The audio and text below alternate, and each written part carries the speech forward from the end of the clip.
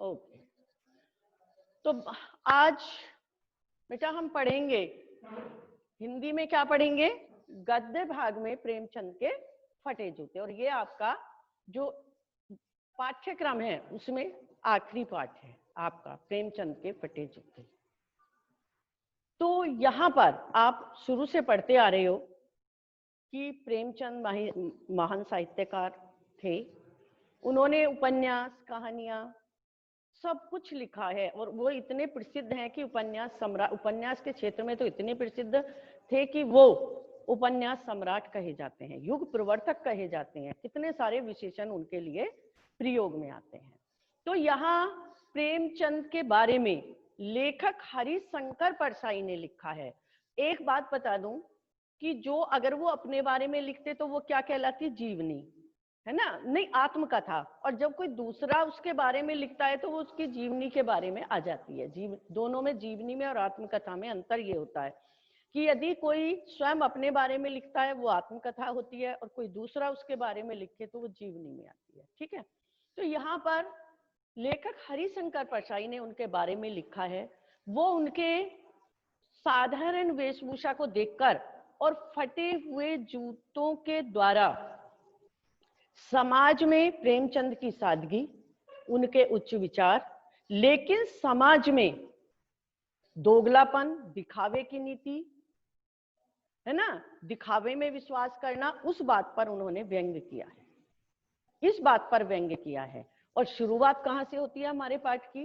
कि सबसे पहले वो बताते हैं कि प्रेमचंद के बारे में किस तरह के हैं। साधारण कपड़े, कुर्ता धोती पहने हुए हैं, जूते कैनवस के हैं, लेकिन उनके फीते बेतरतीब बंधे हैं। उनके जो वो है फीते हैं बेतरतीब, मतलब ठीक से नहीं बंधे हैं। यहाँ तक कि बाएं पैर का जूता फटा है और उससे उंगली बाहर निकल रही है। गालों की हड्डियां उभरी हुई हैं, गाल बिल्कुल चिपके हुए हैं, घनी घनी मूछें हैं। तो उनके व्यक्तित्व के बारे में बताते हैं। और वो ये भी बताते हैं कि शायद फोटो खिंचाने का उनका मन नहीं होगा, क्योंकि एक चित्र अपनी पत्नी के साथ फोटो खिंचा रहे हैं, लेखक के सामने वो चित्र है, तो शायद उनका मन नहीं रहा होगा। लेकिन पत्नी ने आग्रह किया होगा और वो पत्नी को मना नहीं कर पाए होंगे, इसीलिए वो फोटो खिंचाने बैठ गए। तो यहाँ पर लेखक ये सोचता है कि जब इनकी फोटो खिंचाने की ऐसी वेशभूषा है, कोट का एक हिस्सा नीचे है, धोती का नीचे तक नहीं है, है ना, जो जूते हैं वो बाएं पैर का फटा हुआ है, उंगली दिख रही है, तो उन्हें कोई परवाह नहीं है, बड़ी बेपरवाही से फोटो खिंचा रहे हैं। मतलब उस ओर उनका ध्यान ही नहीं है, वो ये सोच ही नहीं रहे कि मेरी वेशभूषा में कोई कमी है। तो यहाँ लेखक कहता है कि लोग तो फोटो खिंचाने के लिए सब चीजें उधार मांग लेते हैं, कपड़े मांग लेते हैं, जूते मांग लेते हैं, और मतलब अगर शादी हो तो मोटर गाड़ी मांग लेते हैं, यहाँ तक कि कई बार बीवी भी उधार मांग ली जाती है, अच्छा फोटो आए। और इन्हें कोई परवाह ही नहीं है, इन्हें कोई परवाह नहीं है। जब इनके बड़ी बेपरवाही से मुस्कुरा रहे हैं फोटो खिंचाते हुए, कि जब इनकी फोटो खिंचाने की ऐसी वेशभूषा है तो सामान्य रूप से पहनने की क्या होगी। क्योंकि जब फोटो का नाम आता है तो कोई भी व्यक्ति किसी भी स्थिति में बैठा हो थोड़ा सा क्या करता है, बालों को ठीक करेगा, जरा ठीक करेगा, अपनी यूनिफॉर्म को ठीक करेगा, चाहे यूनिफॉर्म ही आप लोग पढ़ने आते हो, थोड़ा बालों में कंघा मारेगा, ठीक से सूझ बूझ पहनेगा और तब फोटो खिंचवाने जाएगा। लेकिन शायद उन्हें इन बातों से कोई मतलब नहीं था। तो पहले तो लेखक ये सोचता है कि किस तरह से वो बड़ी बेपरवाही के साथ बैठे हैं, उन्हें अपनी वेशभूषा की कोई चिंता नहीं है, फोटो खिंचा रहे हैं। बाद में वो अपनी से भी तुलना करता है कि वो जो लेखक पहने हुए हैं, हरिशंकर परसाई पहने हुए हैं जूते, उन्होंने भी जूते पहने हैं, लेकिन उनके और उनके जूते में क्या अंतर है। जहां प्रेमचंद का जूता ऊपर से फटा है, उंगली दिख रही है, लेकिन नीचे से सुरक्षित है, उन्हें नीचे से कोई परेशानी नहीं हो रही, उनका पैर का तलवा नहीं घिस रहा। लेकिन लेखक का जूता ऊपर से तो सही है लेकिन नीचे से तलवा घिस रहा है। उसका क्या परिणाम निकला? नीचे से अगर तलवा घिस गया अंगूठा लहूलुहान हो रहा है। जब जमीन में वो रगड़ खाएगा तो ऊपर से ठीक लग रहा है, देखने में ठीक ठाक है, लेकिन तलवा अगर फटा हुआ है तो उसका अंगूठा लहूलुहान है, उसका जो नीचे का पंजा है वो बिल्कुल लहूलुहान हो रहा है, लेकिन ऊपर का सब कुछ ठीक ठाक है। इसके द्वारा वो क्या कहना चाहता है कि आज लोग केवल दिखावे में विश्वास करते हैं, उस दिखावे के लिए चाहे उन्हें कितनी भी भारी कीमत चुकानी पड़े। प्रेमचंद का जूता फटा हुआ है लेकिन उंगली बाहर निकली है, उन्हें कोई परेशानी हो रही है?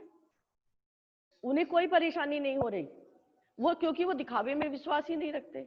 लेकिन लेखक दिखावे में विश्वास रखता है तो उसका ऊपर से ठीक ठाक है, नीचे से लहूलुहान हो रहा है पंजा। तो क्या दिखाया है कि अंदर व्यक्ति कितनी भी परेशानियां झेल ले, लेकिन ऊपर से सब कुछ ठीक ठाक होना चाहिए। वो दिखावे में विश्वास करता है और उन्हें लगता है, जब लेखक बाद में सोचता है तो उसे यही लगता है कि ये ऐसा व्यक्तित्व नहीं है जिसके दो दो चेहरे हों, फोटो खिंचाने की अलग वेशभूषा हो और घर में पहनने की अलग हो। वो कह रहे हैं इनका तो व्यक्तित्व ही एक है, इसमें दिखावे की भावना नहीं है, दिखावे की भावना नहीं है, जैसे हैं वैसे ही फोटो में खिंच गए। लेकिन हम लोग क्या हैं, आज का समाज क्या है, आज का समाज दिखावे में विश्वास रखता है, दिखावे में विश्वास रखता है। साथ में लेखक ये भी बताता है, अब ये पर्दा क्यों डालते हैं, पर्दा क्यों डाला जाता है?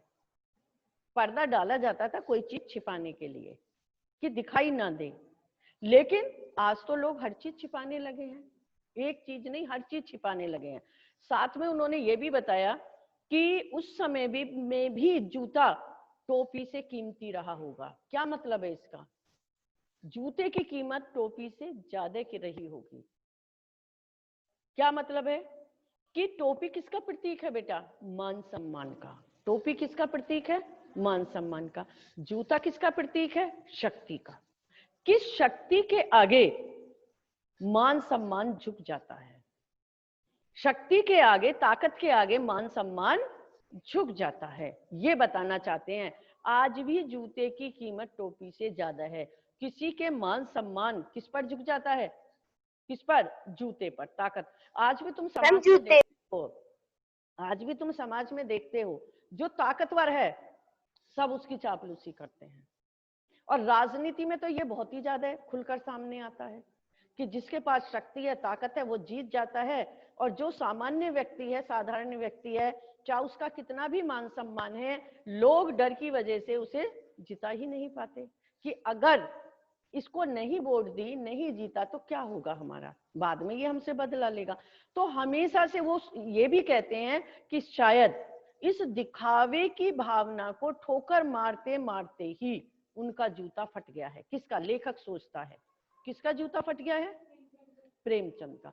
इन रूढ़िवादिता को समाप्त करते हुए ही, इन रूढ़ियों से टकरा टकरा कर ही, इस दिखावे की भावना से टकरा टकरा कर ही मानो उनका जूता फट गया है।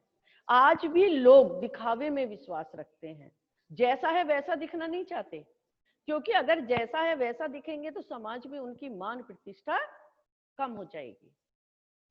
केवल दिखावे में विश्वास करते हैं, चाहे घर में कुछ है या नहीं है, टाई सूट बूट अच्छे से जूते पहनकर निकलेंगे और देखने। आज हमारा जो एक तरह से ये कहना चाहिए, हमारी सोच भी क्या बन गई है, हमारी सोच भी क्या बन गई है, हमारी सोच भी बदलते बदलते हम यहाँ तक आ गए हैं कि जो टाई में, सूट बूट में, अच्छे से शूज में निकला है चमकते में, चाहे वो उसके विचार कैसे भी हैं, चाहे उसके घर में कुछ नहीं है, विचारों से वो निम्न है, किसी भी तरह से उसने धन कमाया है, सब कहते हैं देखो कितना मतलब प्रतिष्ठित व्यक्ति जा रहा है, उसे प्रतिष्ठित माना जाता है।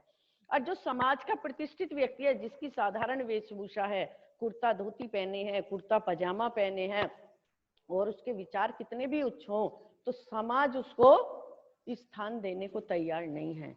समाज आज किसके साथ, लोग आज किसके साथ जाना चाहते हैं? जो दिखावे में विश्वास रखता है, जो दिखावे में विश्वास रखता है। तो यहाँ पर हरिशंकर परसाई ने ये व्यंग में लिखा है, ये व्यंग है, उन्होंने व्यंग किया है कि आज किस तरह से लोग समाज में केवल दिखावे पर विश्वास करते हैं, जो सच्चाई है, जो वास्तविकता है, उसे छिपाते हैं। और आज भी समाज में, दूसरी बात उन्होंने क्या बताई है, आज भी समाज में शक्ति के सामने, ताकत के सामने आज भी मान सम्मान को झुकना पड़ता है, झुकना पड़ता है। टोपी को जूते के सामने झुकना पड़ता है। जूते की कीमत सदा से ही अधिक रही है। पहले तो लेखक के मन में ये विचार आता है, इनकी फोटो खिंचाने की ऐसी वेशभूषा है तो घर में पहनने की कैसी होगी, क्योंकि फोटो खिंचाने में सब अच्छे से अच्छा पहन कर आने की कोशिश करते हैं, अच्छा दिखने की कोशिश करते हैं, चाहे उसके लिए उन्हें मांगना पड़े। लेकिन बाद में लेखक को यह एहसास होता है, वो इस निष्कर्ष पर पहुंचता है कि ऐसे व्यक्तियों के दोहरे व्यक्तित्व नहीं होते। जैसे प्रेमचंद जैसे व्यक्ति हैं, ये दिखावे में विश्वास नहीं रखते, दिखावे में विश्वास नहीं रखते, रूढ़िवादिता में विश्वास नहीं रखते। ये जैसे हैं वैसे ही दिखना चाहते हैं। और उनकी मुस्कुराहट बता रही है कि उन्हें अपनी वेशभूषा या फटे हुए जूते पर कोई वो नहीं, आपत्ति नहीं है, बल्कि वो समाज के दिखावे की भावना को देखकर हंस रहे हैं, उन पर व्यंग में हंस रहे हैं कि देखो किस तरह से स्वयं जूता नीचे से फटा हुआ है, पैर लहूलुहान हो रहा है, पंजा, फिर भी उसे छिपा रहे हैं, छिपा रहे हैं। दिखावे की भावना पर यहाँ पर उन्होंने, हरिशंकर परसाई ने व्यंग किया है। ये पाठ है प्रेमचंद के फटे जूते, ये दिखाया गया है बेटा इसमें। तो इसकी रिकॉर्डिंग यहीं तक रहेगी। एक तरह से इसमें मैंने आपको